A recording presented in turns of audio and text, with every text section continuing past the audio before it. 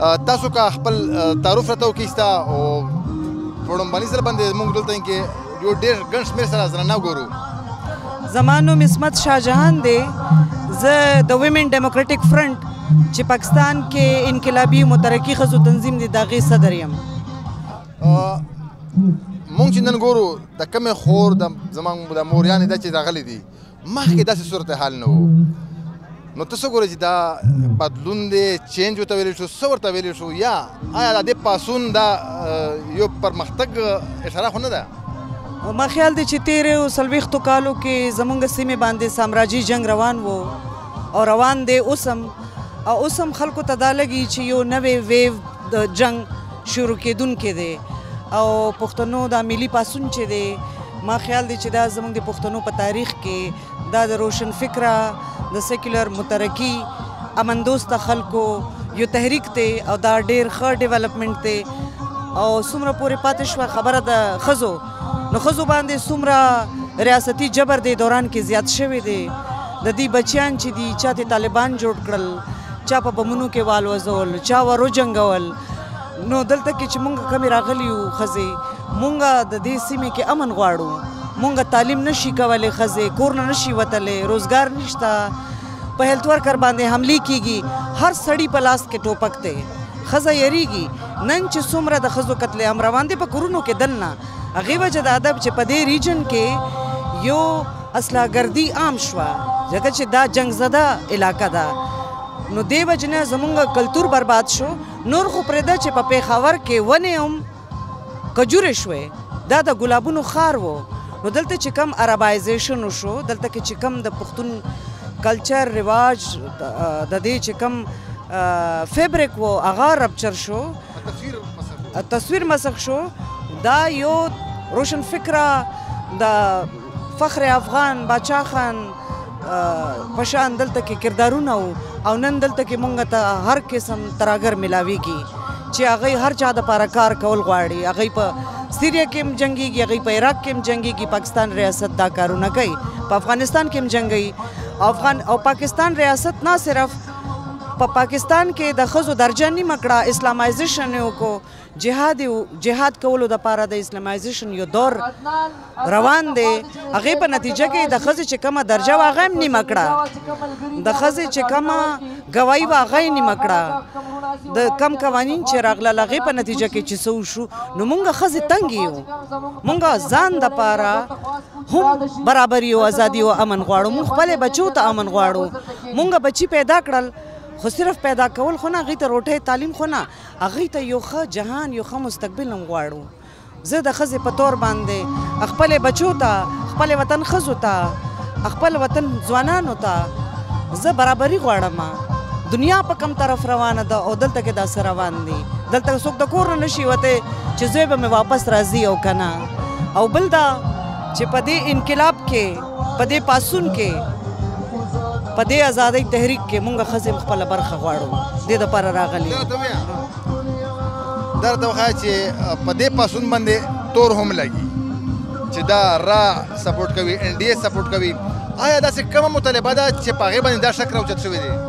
داسې ده چې مونږ وطن کې چې کوم سیاسي طرز دی هغې کې په هر څه شي باندې ملیټري اسټابلیشمنټ قبضه ده که هغه اکانومي ده که هغه ریاست دی که هغه سیاست دی که هغه هر څه ولې نه دي او هغوی ځان ته ریاست وایي حالانکې هغه یو محکمه ده هغه د نورو محکمو په شان یو محکمه ده هغوی ځان ته ریاست وایي چې څوک هم د ریاستي جبر او د دوی د ظلم خلاف آواز پورته کوي دوی په هغې تور لګوي. خو داسې ده چې د دې پاسون ټولو نه ښایسته خبره دا ده چې دا هیڅوک نشي ایسارولی هر قسم تور چې دی ولګوي دا نن به دا خبره ښکاره شي. دې سیاسي پارټیانو ته دمکیانې ورکړې دې خلکو ته دمکیانې ورکړې دې خلک اوچت کړل خو خلک یې سارېدو واله نه دي. نو دا چې دا کم دی وتیره ده دی پاکستان تحفظ موومنٹ هم شروع کو کله د ښځې صادر شاته پټیږي کله د لونګۍ شاته پټیږي دی چې هر څه ولې ونه کي خلک بس تنګ دي خلک نور نه ایساریږي. نو مونږ دې تورو ته مونږ دې ته وایو چې دا زمونږ اعزاز دی. دې وطن کې چې څوک چاته غدار ووایي پوه شه چې هغه عوام دوسته دی هغه صحیح خلک دي. دا تحریک به د دې وطن کورس آف هسټري بدلوي. مونږ هم دې دپاره راغلي یو او مونږ نه یې ساري کړو. دوی چې هر څه ولې ونه کړي دا ناره به هر ګوټ ګوټ نه راوچتېږي. دی یریږي چې دې کې سندیان را نه شي، دی یریږي چې دې کې بلوچان را نه شي، بیا به ملګیر شي. دې وجه نه دی تور لګوي، قسمه قسم کیسې کوي، خو خلک د دی په چالونو باندې پوهه دي، خلک نه یې ساري. چې کله عوامي مزاحمتي تحریک وي هغه ماس موومنٹ وي. ماس موومنٹ کې هر قسم سیکشن سوسایټي نه راځي نو دې کې بدلنا مشکلات خامخا وي. خدا دا چې د دې ایجنډا چې دا هغه دا د جنگ، دهشتګردي او د ریاستي جبر خلاف ودرېدنه. د دې لاره کې چې څومره مشکلات راځي دا تحریک کلک دی. مونږ اندروني چیلنجز نه هم خبر یو او مونږ د ریاست طرف نه هم تور چې کم لګي هغې نه هم خبر یو. مونږ به کوشش وي چې پښتون انلایټنډ مترقي سیکشن چې دي د هغې یونټي برقرار وساتو. ډېره مننه، مهرباني، خوشحاله اوسئ. تھینک یو. مورجانې جی څه غواړې؟ څه دي دا؟ څو د دا زوی مې دی، دا د ما بچوړی دی. د کوم ځای څه نوم دی؟ د سوات کابل سرسیڼۍ سوات. نو څه کیسه ده؟ څه دي؟ د چې وکړه نو دی په مهران یونیورسټۍ جام شروع کې د سبق وی انجینیرینګ کاوه. د سر نه په دغې دا کمې لبې چې وی کور نه و، بیا وی رای والا یو دوه تپوس اتې کوو. 2 کاله په مهران یونیورسټۍ کې ډکس خوشی پروت و، الطاف خان به راشي او حقه الطاف خان دی 9 کالې دی، د اسان د میاشتې نه چې راوستی یې بیا په سترګو لیدلی دا نه مې ول اواز اورېدلی دی او نه ته خبر شوي یو. ته ووایم چې مخکې هم چاته تللی که خو په منیځ له کور نه راووتې؟ جی مخکې هم چېرته تللی چا سره دې خبره کړې چاته مینه زر دې کړي دي؟ تللی وي، دا مې شپږم وار دی د راوتو اسلام آباد ته هر ځای ته او ویله موږ سره نشتي منکر دي پې. څوک یې نه مني؟ نه دا پوځیانو ججانو نه یې مني، ویله موږ سره نشتی. زما بچیان دي مال موږ هر څه منو خو موږ ته دې را پیدا کړي، ماله دې په دې لاس کې 2 خبرې دي ما ته دې یوه وکړي. زه بسې لیونی شوم د ولاړو نه راغورځېږم او د سترګو نظره مې لاړ شو.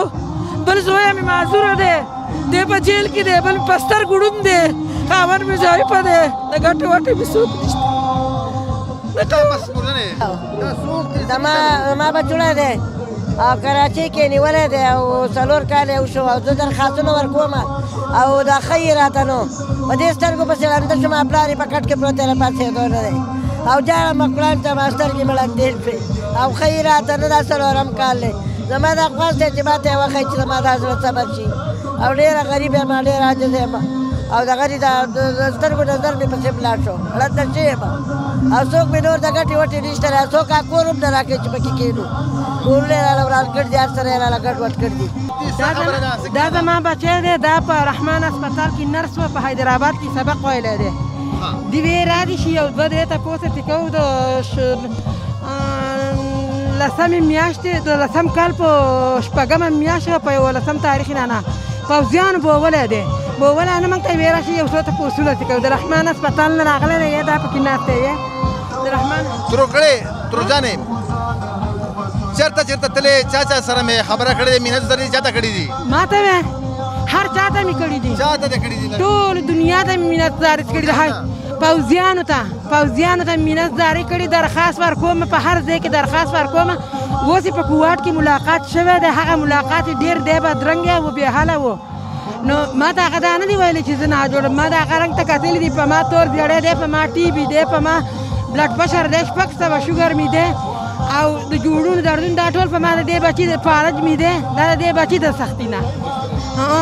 زه خپل بچی غواړم د الله پاک نه، بیا د دې پوځیانو نه او بیا ستاسو د دې بشرانو. تاسو د کوم ځای نه راغلي یاست او دا څوک دی؟ دا زما زوی دی، د کابل نه راغلی و، سوات نه، او دا 8م کال دی په جیل کې فوجیانو سره دی. په کوم جیل کې دی؟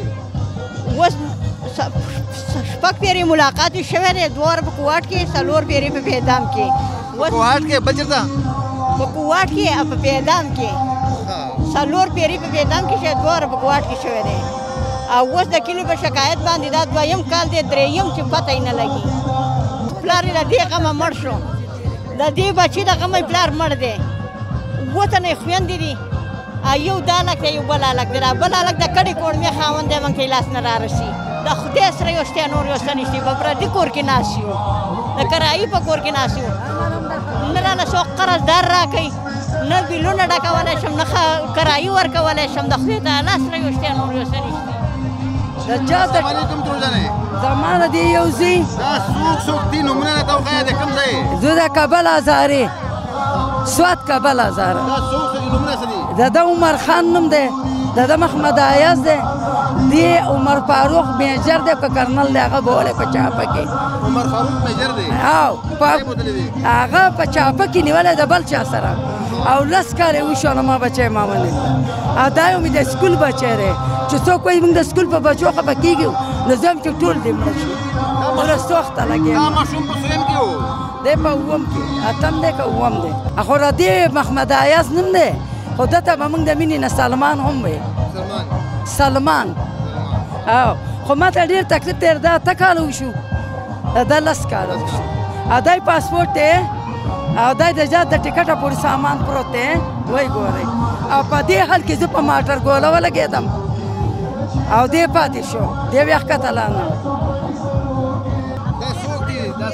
دا زما خاوند دی د کوم ځای تاسو موږ د بټابیر میره ماشوګه ګرو بټابیر ماشوګه ګر دا څنګه ورک شوی دی ملاقات مې شوی دی نه مې دی شوی چېرته مې شوی دی دا د جمعې په ورځ د منځله ووتو جمعې مونځ له بس هماغه چې ووتو دوباره کور ته رانغللې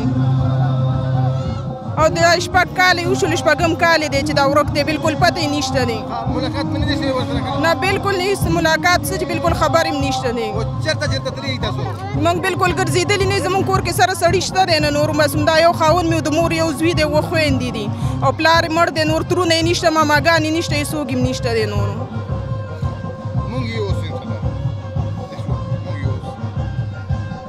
ته څه کې زما ورور دی د دې خاوند دی زما ورور دی دا مې وراره دی د پلار د ګېرېدو نه پس شوی دی خو تاسو خپل خواري کړې ده چې نو چېرته لاړ شو زموږ هېڅوک هم نشته